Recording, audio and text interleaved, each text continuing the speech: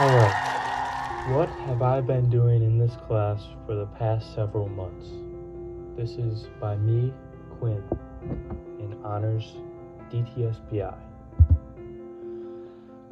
What's my issue?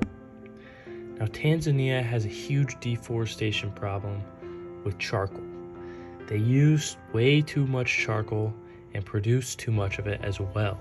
And that is one of the main reasons why deforestation is growing, as well as increasing population. Let's start out by looking at the gap. In the Tabora region, there are tons of people. In fact, according to the 2013 data from the United Republic of Tanzania, there's over 2 million people in that region. But in that region, they're classified as over 300,000 rural families, which each have an average of 6 members. So I'm going to be targeting rural families with my product and trying to reach out to the specific families, not something for the whole village, but each individual home. Now let's start at the beginning. La Historia is the history for those of you in Spanish. To start my product, I obviously figured out that my issue was deforestation.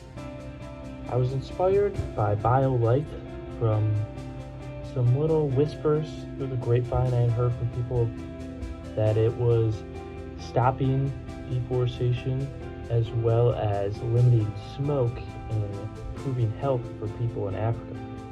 It wasn't so much actually as stopping deforestation as limiting the amount of wood needed to burn as a good fire.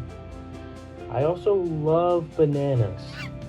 I absolutely love bananas. Through the people in Tanzania. So my original ideas were to dry out banana peels, which is a very common and popular food in Tanzania, and use them as fuel. So as you can see in some of my first drawings, is drying them out in the sun and then you'd be able to burn them. The one on the far right is using banana peels as well as some sort of wood shaving, pound them up, and then you get bricks that you can burn, similar to charcoal. As I move on from this, I started developing sorts of ovens that use solar energy to make these bricks or burn banana peels or bio-waste in general. As you can see, they kind of develop into what I have now on the far right. My competition. Now this is fierce. We've got BioLight on the right, big brand name, everybody knows them, most love them. On the left, you have some earlier forms of solar ovens that are used in Africa as well as Tanzania, but as you can see, they're a little different. They're not quite doing the same thing I'm trying to do. So let's look at the feedback. I got some feedback from some panel members like Dr. Anna Estes, a faculty member at Carleton College in Tanzania, as well as Ethan Knight, a farmer in Tanzania. They were talking about the satellite idea, as you can see from back here, the third design, as being possible, as well as the barrel designs. They said that those would be good for drying them out. The satellite might be more unlikely because of its accessibility. So as you can see, the satellite idea is being used here, but I said I wanted to target individual homes, and satellite would be too clumsy and not work out really, and usually it's used for whole villages or several for a village, so that wouldn't plan out. The drying bin would work, but the temperature control needs to be pretty specific to heat it up to the point we need to get to. Also, there's a rainy season, so I need to adapt to that. Where are we now? I'd like to think we're in the end game. As you can see, my rough drawing on the left, and then I have somewhat of a design on my right. This stuff is not easy. As you may think in the pros, you go to Meijer, there's products everywhere. It's not that easy. I thought going into this, it's got to be simple to build a product. Not at all. This is what I've got, a bucket. How I've switched it up.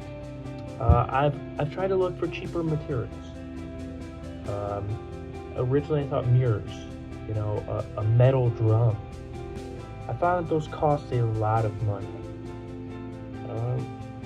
I've thought of designing this plastic bucket in black, so it also conducts more heat, but my prototype is white because I didn't have any black buckets. My product. Saving money, saving trees. That's what we're all about here. Why is my product the next Scrub Daddy? Now this slide is key and essential. Why is my product going to take off to the moon, to Mars, to the universe?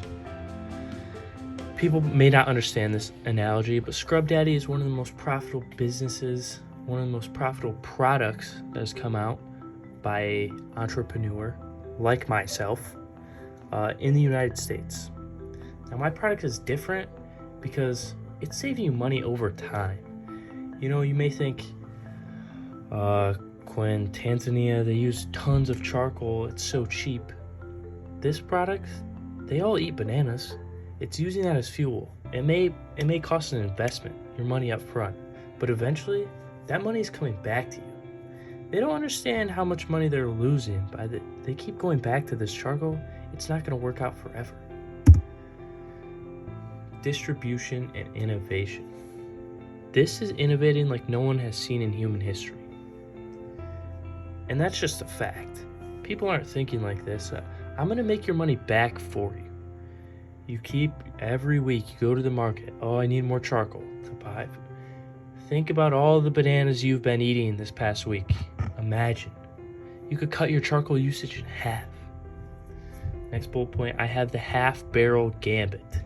That's something people aren't thinking about. Originally, I was thinking, let's use a whole drum, a whole metal drum. What if, most people aren't thinking this, we cut it in half? That's 2 dry barrels in 1. I double my production. Geothermal, I take most of my inspiration from geothermal. You know, it may cost a lump sum of money up front, but eventually, 10 years, 20 years down from the road, you might be a millionaire. Distribution is key. Now, obviously, it's going to be hard to get my product going in Tanzania. It's a whole different country. People can't just order things online as easily as they do it here. And I can't just advertise on Twitter and then all these people see it. I think one key part is I need to start in a rural area. Maybe I only ship out 10, 15 of these barrels, and I get it into a market. And I need to make a tight bond of friendship with these marketers at these local markets in Tanzania to be able to push the product a little bit in local areas. I'm not going to start making hundreds of these barrels and then just give them to shops. It needs to be pretty local and intimate of what I'm doing. Here's my business model canvas. If you want to read through the whole thing, you can. Pretty boring. My brand. The dry barrel. People may say the name's too simple. The logo, it's not grabbing attention. It doesn't need to. It needs to get to the point. You need to explain what the product is doing. I still think I might do some revisions, as in adding, the dry barrel, the fuel creator, the tree saver, just some ideas. Where I'm headed. Way more research is going to need to be done on production and materials.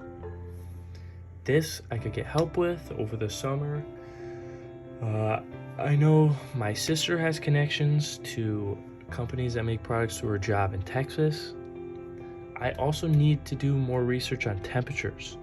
This can probably mostly be found online, but I need to figure out how hot does it get, how hot does it get in Tanzania, how hot does each season get, all these things. So that's where the next steps would be if I was to further on create this product. Now, if I'm not going to keep creating this product, maybe I have a few buyers in mind. I know Tesla's been looking for a product just like this. Microsoft, Amazon, they all could hop on this. I'm thinking it's just maybe a couple $1 million idea, but surely they have some money to invest. Here's some references. I have some graphs and charts in the bottom and my assistance from those people down below. Thank you for hearing me out. on my next $1 million idea.